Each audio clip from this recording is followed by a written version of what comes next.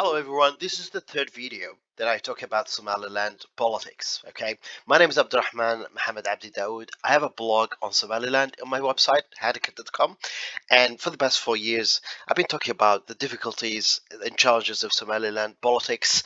And I see a lot of people try to navigate away from critical topics, but I find myself having to do that work because something has to be said sometimes. And I'm not a politician, but I like to fill that void, if you know what I mean. Now, in 2022, I've predicted 2 years ago that this year we're going to have a constitutional crisis, and also that possibly we will have a revolution in Somaliland due to the big problem of how do we conduct elections and who are the national parties, etc. And I've covered this in two previous videos, talking about all the history of these laws and how do we end up in this situation. I've talked also about a new initiative. I called it Open Somaliland Call for Democracy, or Baqa Demokratiyata, in which I talk about exactly how to solve the problem today in the most efficient way without having to do any constitutional changes or amendments. Now, today, what I want to talk about is the last updates that happened in the past few days.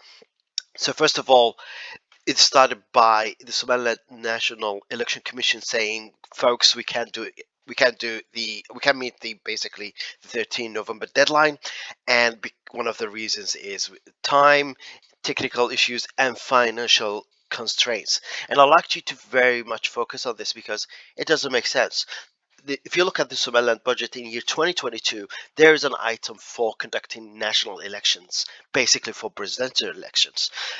And if you also listen to the president's speech yesterday in this event for the Somaliland quote unquote Navi, the president said pretty much we need to do party election, which is a new invention Somaliland made, elections for the sake of elections. I will not talk more about it because I covered it again in a previous video. So basically, it's an election to select who are the three national parties, and he's saying we want to do this by December. So my reading is that money that the National Electoral Commission said we don't have is actually going to be channeled to the party elections, and there's a problem with that, and I'll cover that later. But I'm looking at the people reaction to this, because at the same time the Guti themselves have extended their term to 5 years, and a lot of people are talking about that, and I don't know why, because Guti has never actually done any elections. First of all, they've always there's a system of inheritance where they replace older members with their sons. Can you believe it? It's also the most undemocratic body system in the world, and definitely the only one in Somaliland. But did we do our homework? There is no law that actually says how to elect the Gurti. you know, they are now sitting on based on some weird tribal coda uh, that been set long way back, and no one actually talked about it. So I'm surprised why people are outraged by this when we haven't done any work to prepare for this moment. And I don't think it's a topic to be focused on because it deviates away the attention from actually the presidential extension, which happened in the same session where the Goody said, as you see at this news article from the Somaliland Chronicle, that Somaliland president term has been extended by 2 years. Okay, so that's I think where 100% our focus should be, because I believe the Goody fight is a fight for another day.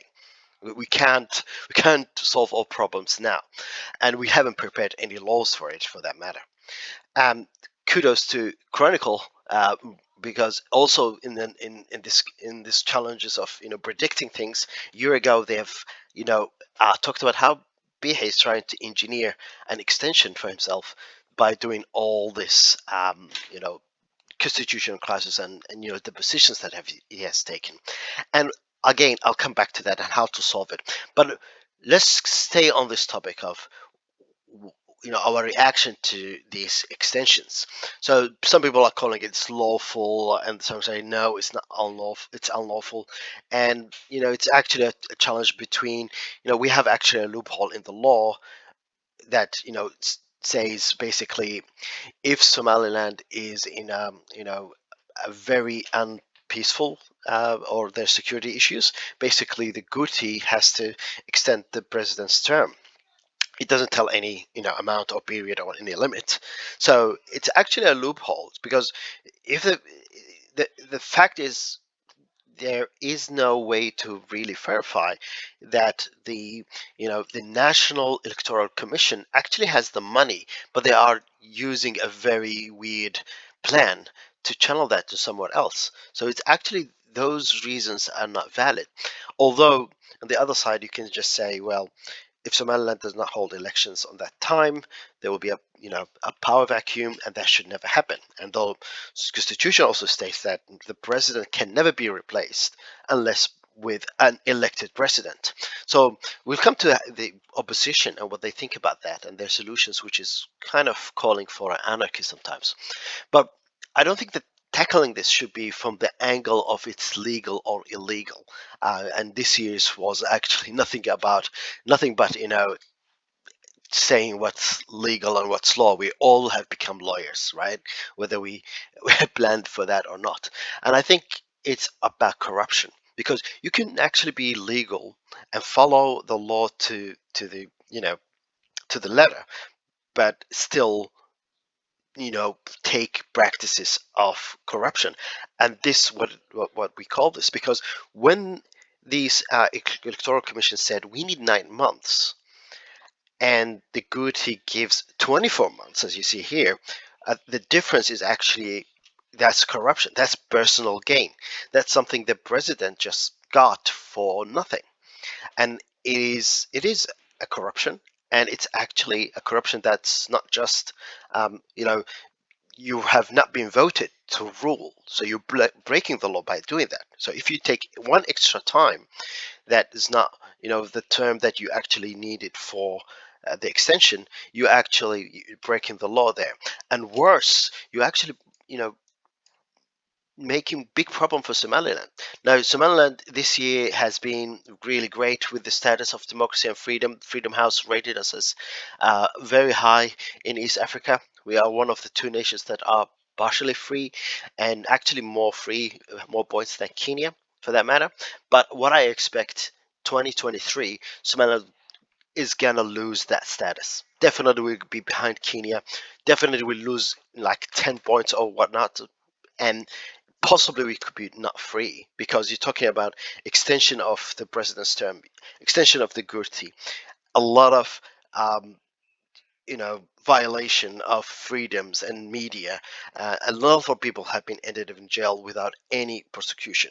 So Somaliland definitely is suffering from what President Bihi has done this year, and it only comes after he made some successes in the U.S. So he got the attention from Washington D.C. and a lot of the other Western countries. So imagine yourself doing a great job in marketing and reaching out to all the people you want attention from, only to produce very bad results. This is just calling for more isolation for Somaliland. And this damage, if it's just for personal gain, which it is, if the president accepts the term, and it's all the indications is showing he is, then this is actually treason, an act of hurting Somaliland nationally and abroad. And that's why this should not be taken lightly. If you are a supporter of Kulmiye after this, you really need to question where your stance on Somali defense of Somaliland and the better good, and what is your are you enabling corruption? Because if you are voting for Kulmiye or supporting Kulmiye on this, you are enabling corruption. And a lot of people, again, as I said, you can take the law and use it in a ways that it's corrupted.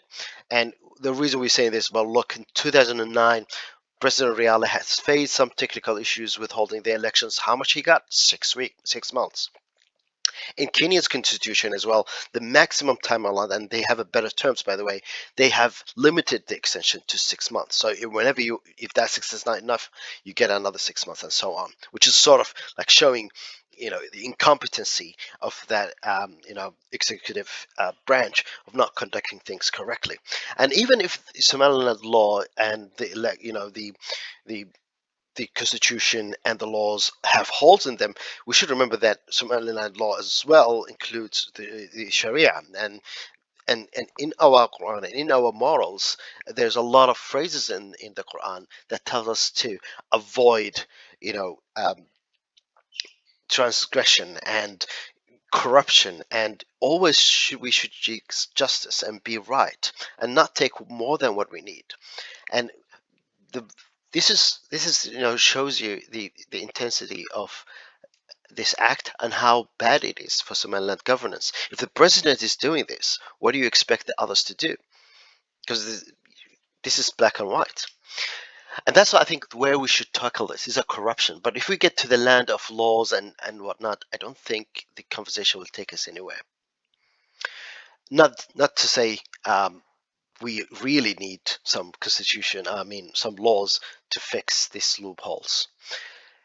Now, let me move to another topic, which I touched on before, which is I'll come last to the president's plan and a better plan.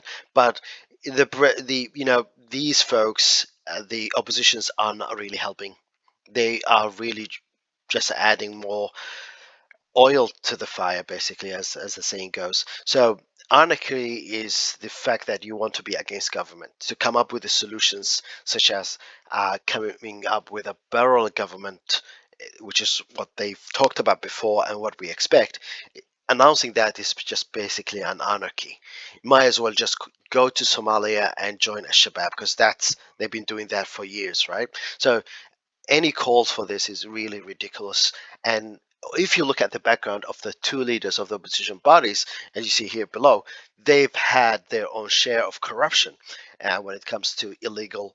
Again, I'm doing the mistakes, not illegal, doing corrupted extension for their terms. So Erro had 12 years extra on the 5 years that he was elected for parliament. Bihi is now two. Sirayo and Hersi, they have two. So no one is perfect here. So what I'm saying, I'm not justifying what the president did. Is still wrong. This is not doesn't nullify what I said before. But these people should not be the ones talking about this. Somaliland population and think tanks, lawyers, people who stand up for human rights and civil rights, they are the ones should be leading this, and these basically are hypocrites, and they should just hide and just wait for elections or whatnot, and people should understand this. And by the way, in 2022 June and January, it's been reported that the opposition has asked the president to offer them basically their blessing, although they don't have any power over this, they're blessing for a 2-year extension in exchange of not opening new parties, because they will be challenged by that. And they just want the presidential election to be between the current three national bodies. So it's something they advocated before, and now they're obviously going to use it for tactical reasons. Again, another game of politicking. And if you look at it deeply, you would understand that actually this extension makes things easier for Arrow, because if everything goes as planned, unfortunately, it will be horrific. And the reason I'm talking about this is to try, bring an opportunity for us to not let this happen, and I think we can. But if this goes as they want, Arrow will have a very easy path to become a president after these 2 years of extension, because Bihi will not run again, basically, and all what we have is either other bodies or whatnot. So it's actually something they like to do, but they will act anarchist and provide these silly solutions. And in speaking of solutions, this last week also we saw the proposal by the business community ending up in a box and being left between the two houses of parliament. And I've talked about this extensively in the previous video, how the proposal was wrong and was unjust and it was against Somaliland democracy. I'm glad it's dead, but also the way it was handled by the Guti. There's a lot to say about that, and the way it's also passed in the parliament itself, in the lower house, it has issues. So I'm not going to cover that. The whole thing is dead now, but kudos to them because at least they came up with a solution, right? The solution was wrong, but and it was unjust. And I will not talk about that now because you can refer to the video. But at least they did something. The people that I'm really surprised with is these organizations, the think tanks, the policy analysts, and the Academy for Peace. The previous times they used to provide solutions and they used to mediate the political actors and help them to get a result behind doors. I'm not sure if they're doing something behind doors, but what I see is really horrid. Xeer has made this. If you see in this picture, particularly this man in the middle, was given a lot of space in a public forum, where he was basically advocating to you know demolish the constitution and go back to clan-based ruling and make clans select who become a president and take turns and whatnot. This is really a catastrophe. Like we're living in a constitutional crisis, and then you have such an organization uh, talking about this nonsense and taking us, in a devolution process back in 100 years or so, not understanding the whole world went through, no, not whole world, but many societies were based on clans. Even inside Europe, France and Germany, they all had clans at some point, but they all moved away from that. And to suggest that we are different somehow and we need to go back on back on you know back to that history is really ridiculous. At the same time, on a lesser degree, Academy of Peace have made a survey. Okay, that's great, but we need solutions. Center for Policy Analysis, they're good. They're providing, they're active, but they are reactive. Active in that way. They just seems like they are grading whatever happens and reviews what happens instead of giving us solutions. And even if they provide solutions, and they do, but I don't call them solutions because at the end of the day they say sit down together, calling international intervention by what they call international Somaliland friends or whatever. This is your job. It's your job to come up with the solutions. It's your job to sit behind the scenes and try to bring the actors together. And one other problem with these institutions is when they mention stakeholders, they exclude two important parties, or yeah, no pun intended, uh, two different groups. So new bodies or new political associations are also stakeholders. And this is one of the biggest mistake the business community has done is they have excluded the new bodies, and that led to the failure basically to of their one of the reasons that it failed. The other thing is that we're forgetting that Somaliland voter is a stakeholder as well, and every time what we're doing is we expect people to just watch and take this as a some sort of a show or drama or real life TV. But actually, if you look at the people, they kind of develop some sort of political apathy. And it's very weird. It's not like the apathy that you see in the West that they don't believe their voice will make a difference. Actually, Somaliland wants elections, but also in the same time not really excited about it because it's not actually to solve its life-threatening problems. We have droughts, very low GDP, and international isolation. But actually, they want elections because election itself has become a problem to solve. That's the only reason that we want elections. It's a very sad state of affairs. It's just kind of the worst kind of political apathy that ever can be because they want to vote, but actually just as a compliance sort of thing to keep peace, and things should not be that way. That takes me back to this. So what is the story now? The president's plan is as follows. He wants elections by December. And what kind of elections? Party elections, which is, yeah, as I talked about it before, nonsense and doesn't make any sense. Just waste of money. He allegedly, this is allegedly that he wants to replace Watani and Oed by other parties. Although I don't see why he has any interest in politics having 2 years of extension and nothing beyond that. Um, which is the second point, which is, this is part of the plan. If he accepts this, it's totally a corruption, a move if he accepts that. And he should be remembered for that, because this is totally unacceptable. The fact that previous presidents had it does not change anything. You can't say, "Oh, I'm robbing this bank because two groups before me robbed it, so I'm gonna. It should be fine." That's totally unacceptable. And also part of this is to waste $8 million because conducting election twice, which I see the party election and the presidential election, it's just a two-round electoral system. It's just going two rounds, selecting, in the first round, we're asking voters who you want to lead us among all these 18 bodies. And then when we select the first three, top three, we go and ask them the same question again and say, "Oh, of these three, who you want to be the leader?" So it's sort of just one big election held on 2 days, and it's a very very silly system. This system works in parliament, for example, as you've seen in Somalia, where they go through these two rounds. So why are we doing this? So if the reason why we're doing this is for the president to get 2 years extension, that's corrupted practice and needs to stop. So what I decided to propose is we want a solution that ends this political crisis, right? That also becomes, better for Somaliland going forward. So we never have a constitution crisis every 10 years or so.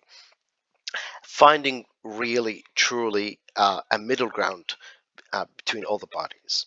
Because what the business community provided was basically they sided with the opposition there, and they totally ignored the new bodies. So we want something that everyone is happy with, which is the existing bodies, the opposition body, and the new associations, and also the government. And the government, what I mean, the government is lawful. Like if the government says, "No, I don't want this because I have a corruption plan," that's not acceptable. Now, the third thing, the last point is that we need to save money because, as a very, very poor country, Somaliland shouldn't be just wasting time and money on elections, and we should just have one. So, what is it? What is the proposal? I've said it before. It just look at it. It's just very small steps that does not require any constitution changes. It's just we need to change a bit two laws in our electoral system. So first of all, in 10 years monopoly, the fact that we are holding, these what do you call it, filtering of bodies every 10 years actually creates small little dictatorship bodies that don't want to move. If you make it more frequent, it becomes less of an issue. And also, it's not fair for many citizens to be locked out of the system for 10 years. If you are 30 years old, good luck. You need to wait another 10. So when you're 40, that's when you enter politics and so on. Second thing, we need to demolish the need for party elections. The president's plan should stop. We don't need two elections. We need, which is the third point, we need one election. The presidential elections, and all parties should be part of that. That will solve all our problems. It will reduce the time period from 2 years to possibly maybe 3 months, right? We might just have an election of February or so and hold the presidential elections that time and let all parties go in. And there will be no other, all problems solved except the Gurti, which I think is a fight for another day, as I mentioned. I will not get to the details of the Gurti because we need to fix this first. So when I suggest this, people come up with two counter arguments mainly. So the first thing is, hey, you actually need to change the constitution because this argument says the presidential election is only for the three national bodies and not the political associations. And that's not true. This is one of the biggest lies that people say in media and across all platforms. So first of all, if you look at the constitution, it says, well, there's this article 83 talking about election procedures for the president, and it just mentions that we need a direct general election, which that's fine. It doesn't say only three parties can do that, right? And all the other conditions doesn't cover that, right? Now, where we talk about the need to have three bodies, it's in this Article 8, which is about equality of citizens. It says there's three bodies only, and in this sentence, it says a law, a special law, will say exactly how those bodies will form. So again, there is nothing in the Constitution that says political associations cannot be part of the presidential elections. But obviously, if you go to this law, it's Law 14, and in its first items, it actually defines what is a political association and what is a political body. And by definition, it says political association can only be part of local elections, while the bodies, which is the three national bodies mentioned in the Constitution, they are the ones who can be part of the parliament and presidential elections. This can be amended. Like months ago, they made in 30 minutes, they finished whole this bigger job than this. This is just one line, right? I may be simplifying things, but it may need just another version in Law 91, which is also related, but it's an easy job. So that's that argument that the constitution is against political parties being part of the presidential elections is not right.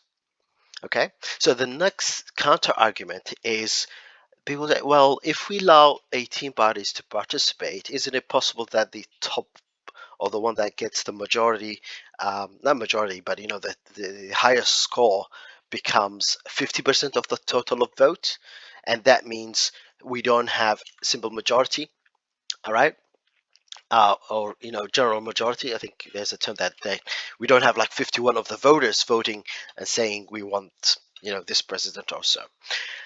That's a right question, and but it's actually a solved problem. This is the thing. Somaliland, we always think that our problems are unique, and that's why it's complex. We have a caste system, we have all this and that, but and we have a constitution constraining us from doing what we want, and that's all wrong. That's just not true. So how we solve this problem? So there's this thing called preferential voting. Okay, it exists in Sri Lanka, Ireland, and Australia. Australia is a parliament system, but in Ireland and Sri Lanka, they select their presidents using this system. So what it allows you is basically you have, let's say, look at the voting card, or what we call card data in Somalia. So you have the list of parties, and in the old system, the current system, which is simple majority, I forgot the term, you just basically put select who is the party that you want to vote for. Now that with preferential for preferential voting, you actually don't do that. You need to select the first and the second. So you'll say my number one party is Haksor, for example. Number two is Dalsan, and so on. So that means I want my first voice goes to this one, the second goes to that, and my least favorite one is Kulmia, for example, and I give it 6. Now, you don't need to worry how the calculation can happen because this is just the people who are counting the votes. That's where the complication is, and that's manageable. It's just one setting, they go and get all the votes. What are we talking about? 50, 100,000 votes? It's a very small compared to Sri Lanka or Ireland or Australia. So we are a very small country, so it easily can be done, and it's not expensive. So it's one time. People don't go to vote twice on 2 days and spend 8 million each time. It's just one time. They order which bodies they want, and then through a system of counting, we will. So this is the result, the initial result that we are taking into account only number one. So it gives us that of, and this is actually what happened in 2012. I'm taking that as an example. But suppose that this is the presidential election, right? So what happens in the end is you will get you will recalculate according to some rules. Eventually, I'm not going to go into this because I covered it again in another video.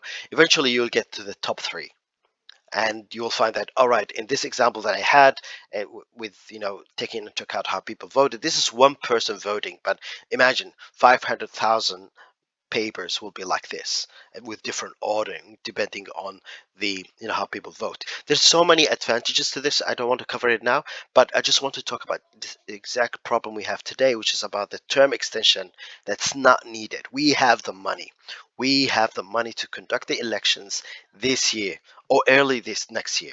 And when this calculation happens, you get the three body. The first one is, for example, here is Watani. That means that becomes the body that wins the election, and this is a direct election, by the way. So they are the Watani's candidate becomes the president, and their body becomes the first national body, and then so on for the second and the third. The next are eliminated, right? So this is a problem solved, right? This means Watani has got more than um, the threshold to get the majority of the vote, right? We can continue until we get who got the top fifth, 51% of the preferences, not the vote, but the preferences. So that solves the problem. And actually a lot of problems that we have. So again, I'm advocating for this. I have a Twitter account created for this called Baka 2022. Please follow that, and let's continue. Hopefully someone listens to this and realize how simple the problem can be solved. And you know, we need to know what's right and wrong. But like if you support the government, just say it. Just say it's our turn to eat corruption money. It's our turn to have this, and we will allow others. That's a different discussion. But let's not use things like, oh, this is we are following the law and we are legal and whatnot, right? And also, all what I've talked about, about the opposition, we need to be careful about that. And finally, we need solutions. And this is my proposal. If there's a better one, let's come up with it. We are stakeholders. Let's not just sit down and watch this. Um, our country being, hurt locally and internationally. Thank you very much.